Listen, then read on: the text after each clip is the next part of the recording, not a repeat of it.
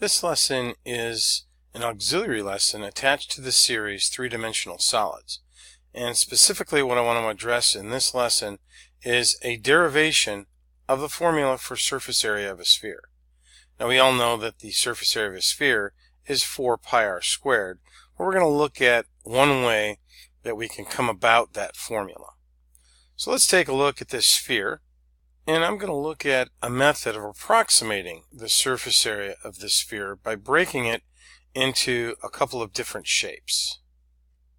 Now imagine, if you will, that we have a cone on the left side, a cone on the right side, and 2 frustums in the center of the sphere. Now you can clearly see that there's a huge part of the sphere that's not being covered by these 4 shapes. Imagine what would happen if we increased the number of frustums. You would see that this base of the cone would move progressively along the edge of the sphere to the point where this distance, this slant height distance, would get smaller and smaller and smaller as we moved up here till it approached virtually a point. As the number of frustums increases, also this slant height gets smaller and smaller, and this gap in here is decreasing. So if we increase the number of frustums to infinity, we would have a set of shapes that would encompass the entire surface area of the sphere. That's the idea that we're going to be working with. Now, in order to do this, let's break this down into a simpler model. And I'm going to take a cross-sectional view, a vertical slice through the center of the sphere, to generate a 2-dimensional image of these cones and frustums.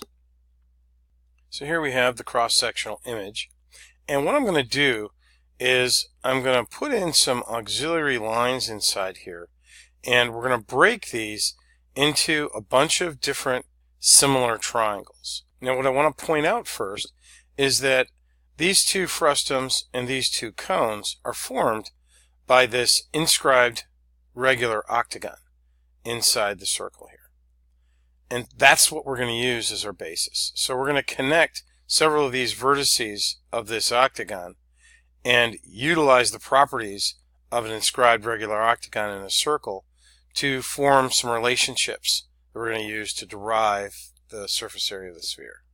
What we have here is the same image, but with 2 diameters drawn in, so CG and AE as 2 diameters. It can be shown that the segments connecting BH, CG, and DF are all perpendicular to AE and therefore are going to be all parallel. And that creates a set of congruent triangles. Notice this triangle here, and this triangle and this, and this, and this. And lastly, we create a large triangle inside here, and you can see that this angle is going to be a 90-degree angle because this inscribed angle is intercepting a diameter. And this triangle is going to set up a very critical part of the derivation of our formula. Now the fact that this is a regular octagon means that all these side lengths are the same, and you'll notice that this side is the slant height of this end cone, this side is the slant height of this end cone, this is the slant height of this frustum, and this is the slant height of that frustum. And that's another critical part of the derivation of our formula. Now one last thing I want to note before we actually get into the actual derivation is the fact that I've only labeled the vertices of this octagon and the critical sides of these triangles inside here. So that's going to be an important note as we move through this derivation. So what I want to do first is I want to move this picture up over here so that we have some room to work inside here. And we're going to start with the derivation. Now the first actual piece of work we're going to do is we're going to set up a proportion that is based on the ratios of the legs of these 4 similar triangles. Now these triangles are similar because you'll notice that AB and HC and DG are all parallel segments. That makes segment AE, the diameter, a transversal, and so this angle is congruent to this angle because those are corresponding angles, and this angle is congruent to this angle because those are corresponding, and this angle is congruent to that by the transitive property. So all three of these angles are congruent to each other. You'll notice that, as we said before, BH, CG, and DF are perpendicular to AE, so this is a right angle, this is a right angle, and this is a right angle. So we have two angles of each one of these triangles congruent, and by the third angle theorem, if two angles of a triangle are congruent, then the third angles are also congruent. And since all three angles of each one of these three triangles are congruent, the corresponding angles are congruent, these three triangles are similar. Now further, it can be shown that these two small triangles here are congruent triangles, and since we have a right triangle here, and this is a right triangle, this is an altitude from the right angle of a right triangle. This triangle, and the big triangle, triangle ADE, are all similar. So because these two are similar, then this big triangle is similar to this one, and this one. So we've just set up a situation where we have four similar triangles. This one here, this triangle here, and then triangle AED. Now we're going to use that to develop our proportions. So because in similar triangles, the ratios of corresponding sides are all congruent, we're going to set up our proportion based on the legs of these three similar triangles plus this big similar triangle here. So my first proportion is D is to A, this leg is to this leg, as E is to B, as F is to C, as AD, this leg, is to the slant height, L. So this is our first basic proportion. And now what I'm going to do is create three new equations by cross-multiplying this ratio by each one of these three ratios. So cross-multiplying AD over L with D over A gives us DL equals A times AD. Then the second one is going to be this times this ratio, and we have L times E equals B times AD. And then the third one is going to be L times F equals C times AD. And now what I'm going to do is I'm going to combine all three of these equations by adding them together. So we're going to have DL plus EL plus FL is equal to A times AD plus B times AD plus C times AD. And here you can see that we have an L in each one of these terms, and here we have an AD in each one of these terms. So on the left side, I'm going to factor out an L, and on the right side, I'm going to factor out an AD. Now this quantity, D plus E plus F, you'll note it's the sum of the radii of the two cones and the frustums here. And that's going to be a critical value in the near future. So I'm going to solve this equation for this expression, D plus E plus F. So I'm going to divide both sides by L. Now this creates another interesting artifact. Notice this sum here, A plus B plus C. If you look at segment AE, this diameter is made up of A plus A, that's 2A, B plus B, 2B, and C plus C. So this, in essence, is the value of half the diameter, or the radius of this sphere. And if I were to multiply A plus B plus C times 2, we would actually have the diameter. So A plus B plus C is actually this segment divided by 2.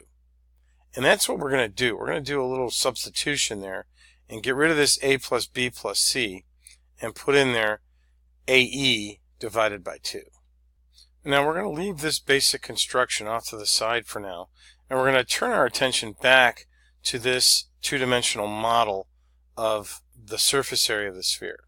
Again, we have this model made up of this cone, this frustum, and this cone. So an approximation of the surface area of this whole sphere is the sum of the surface areas, I should say the lateral areas, of this cone plus this frustum plus this frustum plus this cone. So that's our next expression. We're going to sum the lateral areas of each one of these four objects. The lateral area of a cone is pi RL, and so the lateral area of this cone here is pi times R, which is D. So it's pi D, and L, the slant height, is the length of this segment of this octagon. Then the lateral area of this frustum is pi times radius 1 plus radius 2, so pi times D plus E, that's this radius plus this radius, times the slant height of the frustum here. And then we do that again for this frustum. In this case, it's going to be pi times E plus F times slant height, plus the lateral area of the final cone here, which is pi times this radius F times L.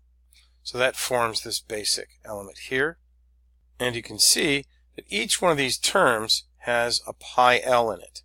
So we're going to pull out the pi L here and see what we have left.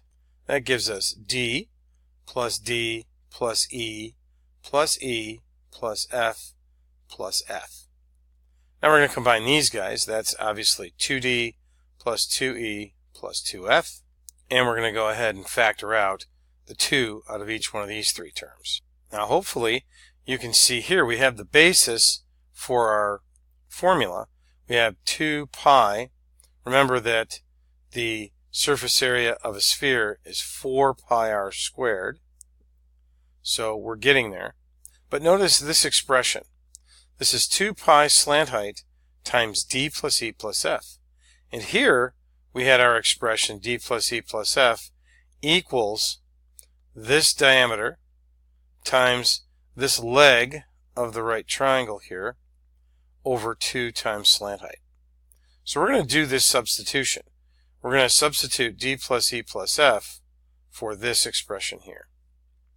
And that gives us the 2 pi L, and this takes the place of this in here for this guy. Now you can clearly see that the 2's cancel out, and the slant heights go away, and this gives us our critical relation. It says that the model for surface area of the sphere is AD times AE times pi. Now this is important because we know that AE here is 2 times this distance, or is 2 times the radius of this sphere. But what about AD? I want to look at that a little bit separately. Let's take a look at what happens to AD as the number of vertices in this polygon increases to increase the number of frustums that we have here. So I'm going to increase, and you can see that as the number of vertices increases, this is 128, 168, you notice that AD is becoming equal to AE. And that is the critical element. As the number of frustums increases, the distance from A to D approaches AE. And we're going to use that fact in our formula. So we've just shown that as the number of frustums increases to infinity, AD is approaching 2R, which is what AE is, and AE is equal to 2R. So that gives us our surface area as pi times 2R times 2R, which of course gives us 4 pi r squared. And that's our derivation for the surface area of a sphere. I hope you found this useful, and I will talk to you in the next video.